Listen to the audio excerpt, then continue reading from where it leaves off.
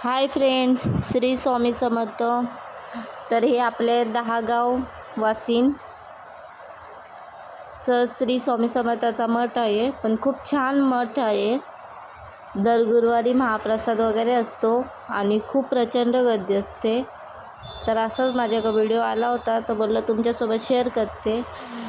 तर बघा, श्री स्वामी समर्थांचं मठ लय भारी आहे. आणि तुम्ही जवळपास कधी गेलेले असाल तर कमेंट करून सांगा. जाणार असाल तर मी तुम्हाला ॲड्रेस सेंड करते.